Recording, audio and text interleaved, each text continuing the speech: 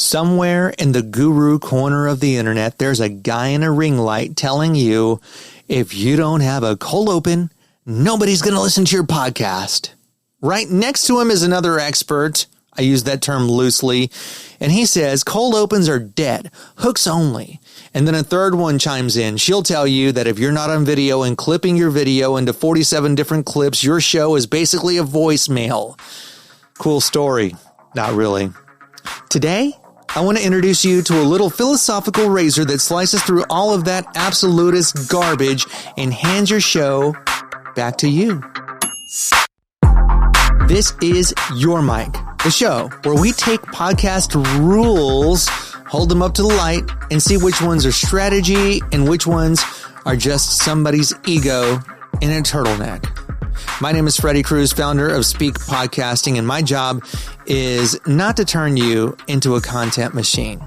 My job in this podcast is to help you build a show that can actually stay alive long enough to matter.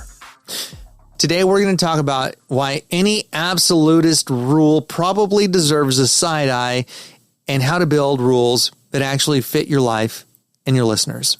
Philosophers have this thing they call razors, little one-liners that help you cut through bad thinking. Occam's razor, Hanlon's razor, Hitchens' razor, that kind of stuff. The one I want you to steal for your podcast is simple. The more absolute the rule, the easier it is to break. Anytime somebody says you must, or you always have to, or you can never, that's your cue to reach for the exception razor. In logic, those universal all X must Y statements are the most fragile. One counterexample, and they're toast. So when somebody tells you you've got to publish weekly or you've got to be on video, it takes exactly one successful show that doesn't do that thing to prove it's not actually a rule. It's just a preference with a loud microphone and a bunch of followers on LinkedIn. For the next few minutes, we're going to run some of the most common podcast commandments through that blade and see what survives. First up, you need a cold open or people won't stick around. Well, then explain every successful show, Joe Rogan, that doesn't use a cold open. Shows that start with a music bed and a straight intro, interviews that just fade up. Hey, welcome back, and still crush. The exception razor says if even one hit show breaks the rule, it's not a rule, it's a format choice. The better question is this. Does a cold open help your listener get oriented faster? If yes, keep it.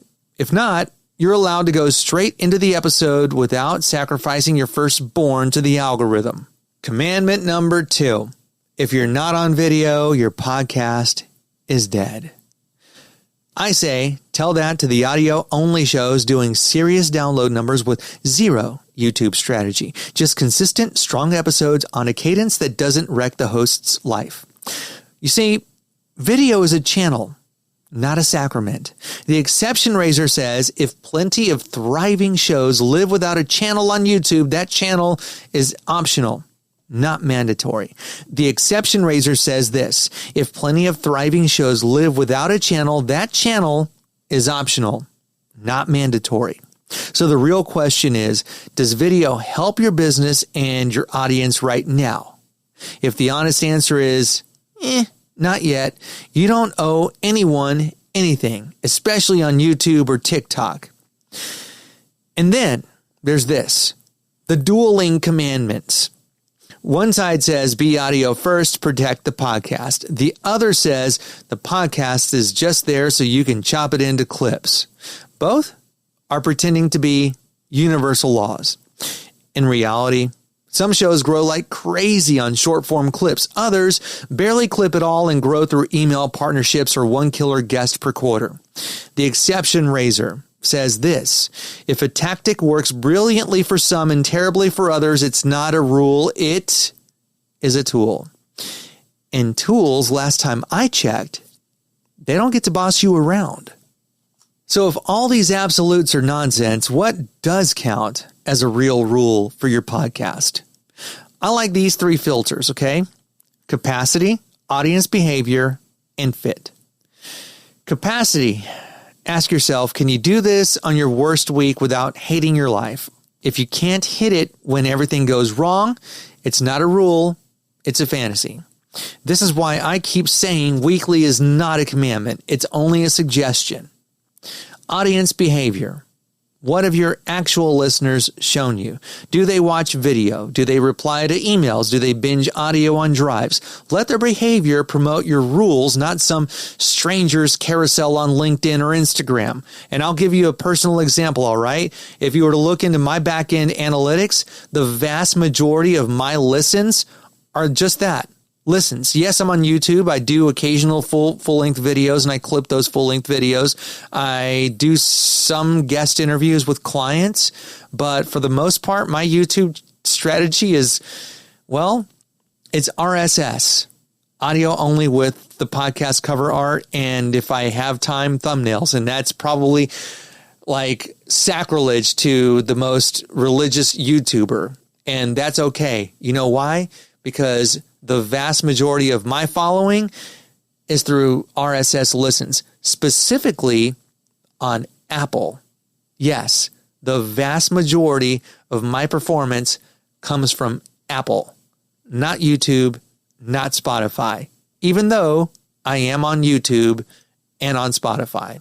So I know where my bread is buttered. So back to the third one. We did capacity. We did audience behavior. That third one is fit. Does this rule move people closer to your business, your nonprofit, your mission, or is it just feeding platforms with free content while you burn out? Back to my personal example. I am on YouTube, but I know where everyone gets this show. It's on Apple. But here's a scenario for you. Let's say your reality is this. You can record twice a month, edit on the weekends, and you've got a service-based business. Your rule might be audio only, and it's not YouTube video. Simple but strong show notes with one clear CTA. Occasional clips, but only when there's something actually worth amplifying. And that is a coherent system. Not because a guru blessed it on LinkedIn with a carousel, but because it fits your life and it still serves your listeners, and they've got that expectation. 2 episodes on Apple or Spotify, wherever they listen.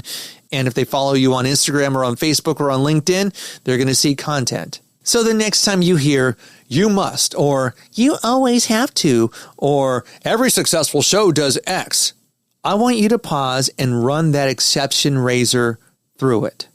Ask yourself this. Is it a law of physics or just one person's favorite tactic pretending to be the 10 commandments of podcasting?